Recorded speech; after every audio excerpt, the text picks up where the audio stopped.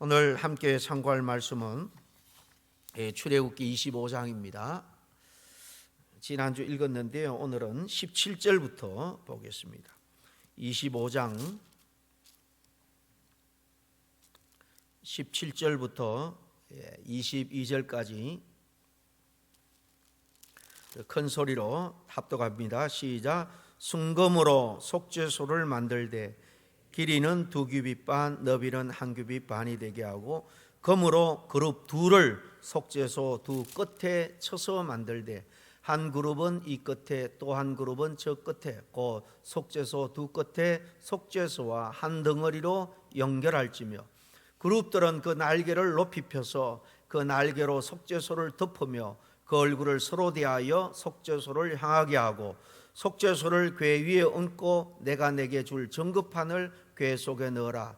거기서 내가 너와 만나고 속죄소 위 곧 전급궤 위에 있는 두 그룹 사이에서 내가 이스라엘 자손을 위하여 내게 명령할 모든 일을 내게 이르리라.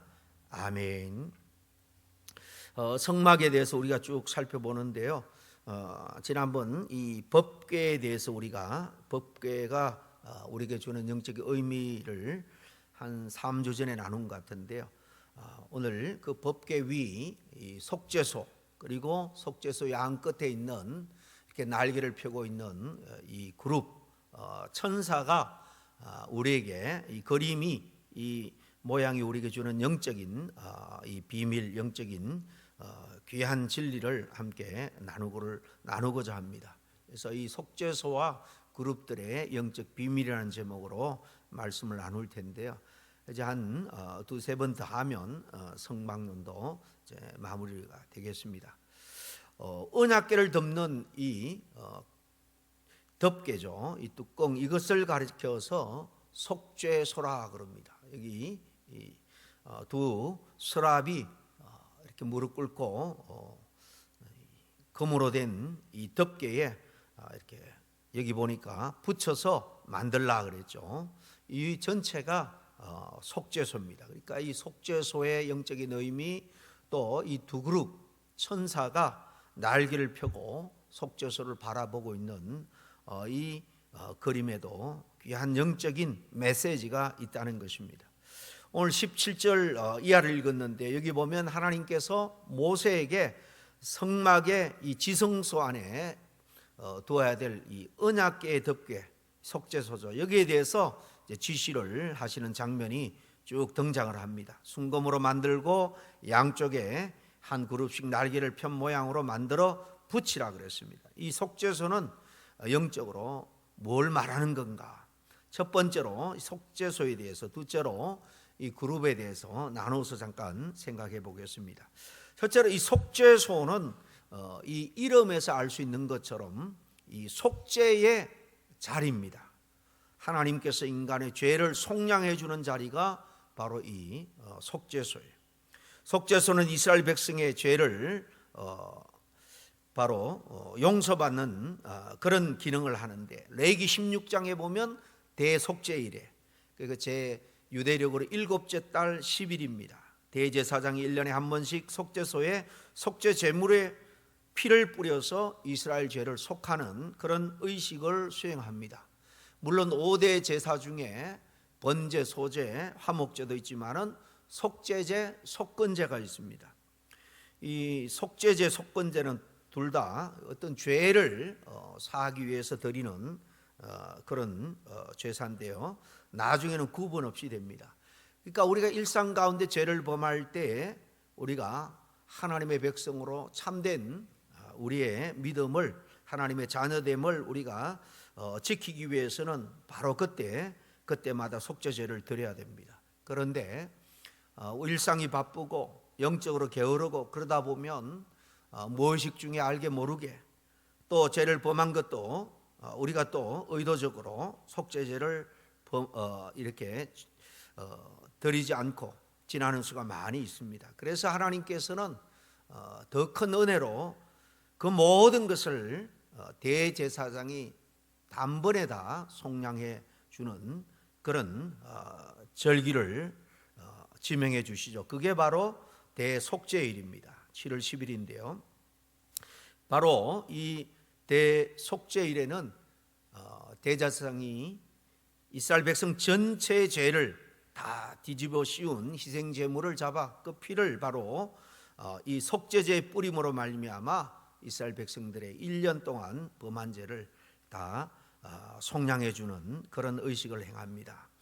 신약 시대에 와서 예수님께서 바로 십자가에서 대속 사역을 이루어 주신 그것을 이렇게 미리 예표적으로 보여준 그런 절기 사건입니다. 여기 대해서 히브리서 기자는 9장 11절부터 14절까지 이 사실을 풀어서 이렇게 설명을 합니다. 좀 길지만은 제가 읽어드리겠습니다. 그리스도께서는 장래 좋은 일의 대제사장으로 오사. 이 좋은 일의 대제사장이라는 것은 이 대속죄일의 제사장이 대제사장이 속죄일을 행하잖아요. 이 좋은 일의 대제사장이라는 것은 더 완전한 대제사장으로서 그런 의미입니다. 손으로 짓지 아니한 것 곧 이 창조에 속하지 아니한 더 크고 온전한 장막으로 말미암아, 이 장막은 하나님이 임재하시는 곳이죠. 사람 손으로 짓지 않은 그런 하나님의 이 보좌, 그 임재에 있는 그곳이 아니라 바로 염소와 또 송아지의 피로 하지 않고 오직 자기의 피로 영원한 속죄를 이루사 단번에 성소에 들어갔다. 이 성소는 바로 1차적으로는 십자가를 말하겠죠. 바로 십자가에서 그 거룩한 자기의 희생 제물이 되고 대제사장이 친이 되어서 거기 속죄제의 피를 다 뿌려 주신 것입니다. 그러면서 염소와 황소의 피와 및 암송아지 죄를 부정한 자에게 뿌려 그 육체를 정결케 하여 거룩하게 하거든. 구약 시대는 속죄제를 통해서 또 대속죄일을 통해서 이렇게 하거든. 하물며 영원하신 성령으로 말미암아 험없는 자기를 하나님께 드린 그리스도의 피가 어찌 너희 양심을 죽은 행실에서 깨끗하게 하고 살아계신 하나님을 섬기게 하지 못하겠느냐? 어찌 너희 양심을 죽은 행실에서 우리의 이 내면, 우리의 정말 영까지도 죽은 행실에서 깨끗하게 살려서 하나님을 섬기게 한다는 거예요. 그리스도의 피가. 이렇게 이 속죄소는 예수 그리스도의 대속의 피를 미리 보여주는 상징적인 그런 구약의 속죄 자리로서 바로 속죄소의 의미가 있습니다. 이 속죄소는 두 번째로 하나님의 임재의 장소라는 사실입니다. 이 속죄소는 언약궤 위에 위치해 있죠. 그리고 두 천사, 이 그룹이라고도 하고 케루빔이라고 하는데 이 사이에서 하나님이 나타납니다. 오늘 22절에 뭐라고 되어 있습니까? 거기서 내가 너와 만나고, 여기서 쭉 속죄소에 대해서 이야기를 하면서 거기서 속죄소, 거기에서 내가 너와 만나고 속죄소 위, 그 정극의 위에 있는 두 그룹 사이에서, 속죄소 위 그 그룹 사이에서 내가 이스라엘 자손을 위하여 내게 명한 모든 일을 내게 이르리라. 하나님께서는 그곳에서 모세와 만나시고 또 모세를 통해서 이제 이스라엘 향한 계시와 명령을 주시겠다라는 말씀입니다. 이는 성막과 성전이 바로 하나님의 거처, 하나님이 임재하시는, 그렇다고 해서 이 말은 구약 시대는 하나님은 성막 여기 안에 지성소에 있는 이 두 그룹 사이 속죄소에만 임재한다라는 의미는 아닙니다. 이스라엘 중에 항상 있다라는 상징적인 그런 의미예요. 특별히 어떤 목적으로 이 눈에 보이도록 영광의 구름 속에서 임재할 때는 이 지성소 위, 그 법궤 위에 임하는 것을 이스라엘 백성들도 친히 목도했습니다. 그것을 하나님의 임재의 그 구름, 쉐키나의 구름이라고 그러죠. 이렇게 그 속죄소는 바로 하나님이 친히 임재하는 곳이에요. 말씀드린 것처럼 이것을 신약적으로 보면 이 속죄소는 바로 예수 그리스도의 십자가의 보혈, 그 희생을 예표하게 된다는 사실입니다. 십자가의 죽음을 미리 보여주는 겁니다. 그래서 바울은 로마서 3장 23절 이하 25절에 이 속죄소를 예수님의 비유하여 언급하면서 십자가에서 그 피 흘리심으로 말미암아 하나님과 인간 사이에 제 문제를 해결해 주셨다라고 바울이 설명을 분명하게 해주고 있습니다. 그 23절부터 보면 모든 사람이 죄를 범하였음에 하나님의 영광에 이르지 못하더니 그리스도 예수 안에 있는 속량으로 말미암아 하나님의 은혜로 값없이 의롭다 하심을 얻은 자 되었느니라.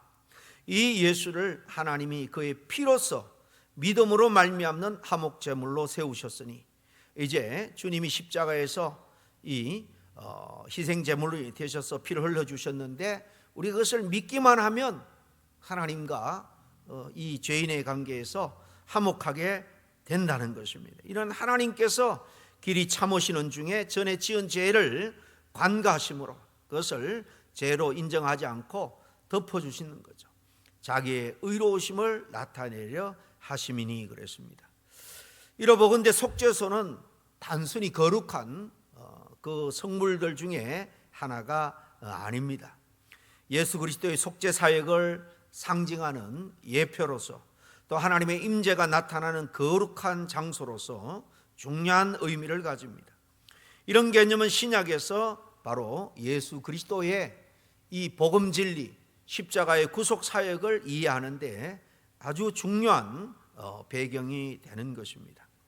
이제 이 속죄소 위에 위치하고 있는 두 천사 그룹에 대해서 한번 살펴보겠습니다. 오늘 본문에 보면 두 천사 이 그룹은 속죄소의 양 끝에 한 덩어리처럼 붙어 있는 그런 모양이죠. 정면에서 속죄소를 보면 두 그룹이 서로 마주대하여 서서 날개를 펴고 또 얼굴은 이 속죄소 그 덮개를 바라보고 있습니다. 이 그림에서 보는 것처럼 아주 신비로운 그런 모습입니다. 그럼 이 그룹이 보여주는 이 모습이 무슨 의미를 가지고 있느냐는 것입니다. 여러분, 그룹이 천사라는 것은 이미 잘 알고 있죠. 성경에서 이 천사, 하나님이 부르는 이 그룹 천사라는 이 말이 처음 나눈 것이 어딘가 하면 바로 에덴 동산입니다. 창세기 3장 24절에 보면 그 에덴 동산에서 죄를 범한 이후에 하나님이 바로 이 그룹들로 하여금 생명나무로 가는 길을 지키게 하는 걸 볼 수 있습니다. 그 인간들을 추방하면서 하나님께서 에덴 동산 입구를 그룹을 두어서 지키도록 한 것, 에덴 동산에 들어가지 못하도록 생명나무 실과를 따먹고 영생하지 못하도록 그룹을 두어서 에덴 동산 입구를 지키게 하셨죠. 이 천사 그룹은 하나님의 사자들입니다. 하나님이 부리는 종, 이 천사들로서 생명나무로 접근하는 길을 막아서던 바로 그 천사들이었습니다. 그런데 이 천사들이 성경의 역사 가운데 계속 이제 활동을 하는 것을 우리가 보게 되는데 그 이후에 보면은 야곱의 그 하란 외가로 도망갈 때 하룻밤 베델에서 묵게 되는데 그 꿈과 같은 환상 속에서 하나님의 그 보좌와 이 땅에 사닥다리가 놓이더니만 이 천사가 오르락 내리락 하는 것을 보여줍니다. 그때 야곱은 형에게 장자끈을 가로채고 죽이려는 형을 피해서 멀리 하란으로 도망가고 있던 때입니다. 그러니까 너무나도 두렵고 겁에 질린 그런 피난길이, 그렇게 도망가고 있던 야곱에게 이 천사가 이렇게 오르락내리락 하면서 나타났다라는 것은 바로 하나님이 부리는 이 천사를 통해서 내가 너와 함께 하겠다, 내가 어딜 가든지 천사를 통해서 너를 지켜주겠다라는 겁니다. 그래서 야곱이 정말 그렇게 해주시면, 다시 이 땅에 안전하게 오게 하시면 내가 이곳이 그야말로 하나님의 집 베델이 되게 하겠습니다, 그렇게 고백을 하죠. 그리고 에스겔서에 보면 10장에 이런 말씀도 있습니다. 여호와의 영광이 성전 문지방을 떠나서 그룹들 위에 머무르니, 그룹들이 날개를 펴고 그 눈앞에서 올라가는데 그들이 나아갈 때 바퀴도 그 곁에서 함께 하더라. 에스겔서나 또 다른 하나님 보좌 앞에 네 생물이 이 하나님의 사자인데요, 보면은 이 바퀴가 달려서 사방으로 그냥 자유자재로 급속히 달려가기도 하고 멈추기도 하고 그런 묘사들이 있습니다. 이것은 정말 하나님이 명하기만 하면 즉각적으로 움직이는 그런 천사의 모습인데, 여기 보면은 이 에스겔서에 보면 이스라엘이 사실 하나님을 저버립니다. 하나님의 법을 떠나 극도로 타락합니다. 그때에 하나님이 그 성전에, 그전에는 성막입니다마는 이 성전에 이 법궤가 있는 이 속죄소에 하나님이 임재하고 그 가운데 영광을 드러냈는데, 영광을 그곳에서 거두시는 그런 장면으로 묘사합니다. 그때 그룹들이 하나님의 임재와 함께 움직이는 모습을 오늘 이 말씀에 잘 묘사해 주고 있는 것입니다. 처럼 하나님의 임재를 상징하는 이 천사들의 움직임은 하나님이 이스라엘과 함께 하심을 나타내는 아주 중요한 상징인 겁니다. 요한복음 1장에도 보면 예수님이 친히 말합니다. 가라사대 진실로 진실로 너에게 이르노니 하늘이 열리고 하나님의 사자들이, 이 구약에서는 이 그룹들, 이 천사들을, 또 여기서는 사자들로 번역을 했습니다. 하나님의 사자들이 인자 위에 오르락내리락 하는 것을 보리라 약속했습니다. 하나님의 사자들 다 천사인데요, 이렇게 속죄소 위에 있는 이 모습, 이것은 바로 하나님이 돕는 사자들을 통해서 하나님의 백성들을 지켜주고 인도하고 돕는다는 것입니다. 이렇게 그룹이 하는 일은, 그 역할은 먼저는 생명으로 가는 길을 지키던 수호 천사였는데요, 이제 속죄소에서부터는 그 생명이 다시 흘러나오고 있는 것을 우리가 보여주죠. 희생양의 피를 통해서 죄를 용서받습니다. 다시 그 속죄제를 통해서 하나님 앞에 나가게 됩니다. 완전한 속죄제는 바로 십자가에 설리신 주님의 그 대속 사건, 주님의 보혈입니다. 바로 그것을 통해서 다시 주님 앞으로, 생명의 주님께로 나아가게 되는 거예요. 바로 오늘날 이 그룹은 우리와 하나님의 그 어린 양 보좌 사이에 오락내락 하면서 생명의 은혜를 우리에게 전달하고, 또 그러면서 천국과 지상을 연결하는 역할을 수행한다라는 의미입니다. 하나님께서는 속죄소 위에 그룹을 두신 이유, 바로 이 속죄소 위에 하늘문이 열린다는 것을 보여주고자 하신 거예요. 이 속죄소를 통해서 생명나무로 접근할 수 있는, 생명으로 나아갈 수 있는 길을 다시 열어주고자 하신 거예요. 하나님이 함께 하시는 임마누엘 은혜를 또 베풀고자 하시기도 하고요. 바로 그곳에서 하나님은 우리와 교제하겠다라는 약속입니다. 22절 다시 보면 바로 이스라엘을 그곳에서 만나주겠다 약속하잖아요. 내가 너와 만나고, 어디 있어요? 거기서, 바로 속죄소 위에서. 이처럼 또 우리를 향하신 하나님의 뜻을 계시해 주기도 합니다. 바로 그룹들이 그것을 날개를 펴고 덮고 있는 모습을 통해서 내가 부리는 이 사자들 통해서 하겠다는 거예요. 그러므로 저와 여러분에게는 늘 눈에는 보이지 않지만은 돕는 하나님의 사자, 천사가 있다라는 사실을 여러분 기억해야 됩니다. 우리가 영적으로 어두운해서 그렇지 하나님은 당신의 백성들을 사단으로부터 지키고 하나님의 온전한 생명의 길로 인도하기 위해서 바로 천사들도 동원해요. 성령도 주시고 말씀도 주시고, 또 때로는 천사들 통해서도 우리는 영적으로 어두워서 잘 보지 못하지만 우리를 돕는 천사가 있다는 사실을 우리는 늘 기억하고 힘을 얻어야 될 줄로 압니다. 이렇게 위에 그룹들이 이렇게 날개를 펴고 있는 이 모습, 이것은 이 날개로 속죄소를 덮고 얼굴로 속죄소를 바라보고 있는 이 모습도 우리에게 중요한 의미가 있습니다. 무언가 지금 이 모습은 지극히 귀하고 거룩하고 존귀한 것을 이렇게 보호하고 있다라는 것을 의미합니다. 그룹이 내려다보고 있는 것은 그냥 단순히 그 언약궤를 덮고 있는 그 덮개가 아닙니다. 레위기 16장 14절에 보면 이렇게 기록하고 있습니다. 그는 또 수송아지의 피를 취하여 대제사장 아론을 말하는 거예요. 이 아론은 또 수송아지의 피를 취하여 손가락으로 속죄소 동쪽에 뿌리고 또 손가락으로 그 피를 속죄소 앞에 7번 뿌릴 것이며, 1년에 이렇게 한 번 대속죄일에 대사장이 지성소에 들어가서 하는 일인데요, 이 속죄피는 속죄소 위에 뿌립니다. 그 그룹은 속죄소에 뿌려진 그 속죄의 보혈을 바라보고 있는 것입니다. 이것은 상징적으로 하늘의 천군 천사들이 대속의 보혈을 얼마나 귀하게 여기는지 보여줍니다. 그리고 그들은 이 대속의 진리를 살펴보기를 원한다는 사실을 성경은 우리에게 말해주고 있습니다. 그 베드로전서 1장 12절에 보면 이 구원의 진리를, 이 정말 피로 말미암아 속죄하는 이 구원의 진리를 천사들도 살펴보기를 원한다, 그렇게 말합니다. 그렇습니다.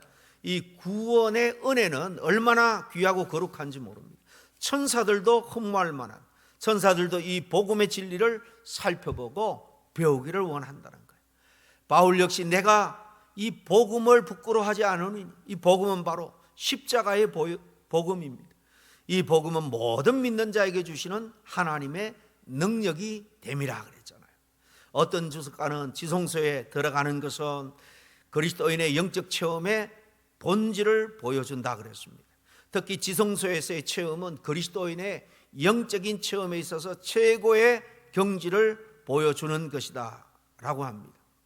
지성소에 들어가게 되면 오직 날 대속하신 예수 그리스도와 또 그의 보혈의 공로, 그리고 그것을 살펴보기를 원하는 이 천사들 외에는 아무도 보이지 않게 된다는 것입니다. 이것은 최대의 영적인 체험이에요. 여러분, 입신에서 뭐 천국을 봤다, 지옥을 봤다, 그보다도 영적으로 더 높은 경지를 체험하는 것이 바로 이 속죄소 안으로 들어가서, 영적인 깊은 곳으로 들어가서 무엇보다도 생명 진리를 깨닫는 거예요. 주님을 만나고 주님께서 우리를 위해서 흘려주신 그 보혈의 은혜와 능력을 사실 체험하는 거예요. 이것을 우리가 체험하고 믿는 것이야말로 우리 성도들의 최고의 체험인 겁니다. 이 참된 체험은 바로 예수 그리스도를 체험하는 거예요. 십자가의 그 죽음의 은혜와 능력을 체험하는 것입니다. 그것을 깨닫는 것입니다. 그래서 18세기 초기 온 유럽의 영적 대각성을 이끌었던 이 조나단 에드워드, 그가 쓴 그 체험을 이렇게 고백을 합니다. 어느 날 정말 주님을 깊이 기도 가운데 만나게 될 때 그는 이렇게 고백합니다. 나 자신은 티끌 속에 누워 있었고 그리스도께서 홀로 온 땅에 가득하심을 느꼈습니다. 거룩하고 순결한 사랑으로 그분만을 온전히 공경하고 싶었습니다. 여러분, 우리가 그리스도인으로서 주님의 제자로 살아가면서 우리가 갈망해야 될 것은 물질적인 축복, 건강의 축복, 자녀의 축복도 중요하지만은요, 그보다 가장 근본적인 축복은 이렇게 내가 신앙생활 가운데 예수 그리스도만을 정말로 뜨겁게 만나고 그 영광 가운데 내가 머무는 것, 그래서 정말 그분의 거룩하심, 그분의 순결하심만을 내가 담고 싶겠다, 그런 열망이 우리한테 불타오르는 것, 이것만큼 귀한 축복은 여러분 없는 줄로 믿습니다. 여러분, 무엇이 가장 고귀한 은혜의 체험입니까? 예수님에 대한 깊은 경외심을 체험하는 거예요. 예수님의 존귀하심에 대한 깊은 자각을 하는 순간인 줄로 믿습니다. 예수님의 선제하심, 성육신하심, 그리고 죽기까지 낮아지심, 그렇게 복종하심, 그리고 높이 올려져서 하나님의 보좌 우편에서 지금 우주 만물을 다스리고 있고 또 만물을 당신의 선한 뜻대로 회복하기 위해서 때가 되면 재림하신다는 이 사실, 심오한 지식을 머리로만 우리가 아는 것이 아니라 그 사실을 안다면 그 사실 앞에서 내가 온전하게 하나님 앞에 서기 위해서 두려움과 떨림으로 합당한 삶을 사는 것인 줄로 믿습니다. 천사들도 살펴보기를 원하는 이 대속의 복음을 깊이 깨닫는 체험, 그 지식의 주체가 되시는 그 예수님만을 깊이 깨닫는 체험, 이 지성소의 체험입니다. 이 체험을 우리가 순간순간 살아가면서 경험하기를 소망하고 그 체험 속에서 정말 주님과 함께 하늘의 기쁨을 우리가 누리며 살아가는 우리 모두가 될 수 있기를 간절히 축원합니다. 기도하겠습니다.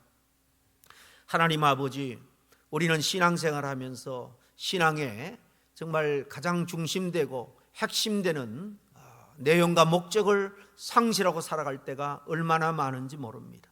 신앙생활하면서 함께 모일 때 받는 위로, 또 함께 찬양할 때 느끼는 카타르시스, 또 우리가 공동체 안에 머물므로 또 서로 위로하고 위로받는 그런 안도감, 너무나도 껍데기에 피상적인 그런 것에 아버지 하나님 주안점을 두고 그저 아버지 하나님 교회를 왔다 갔다 하면서 교회 생활을 하고 있는 저희들이 아닌지 돌아보기를 원합니다.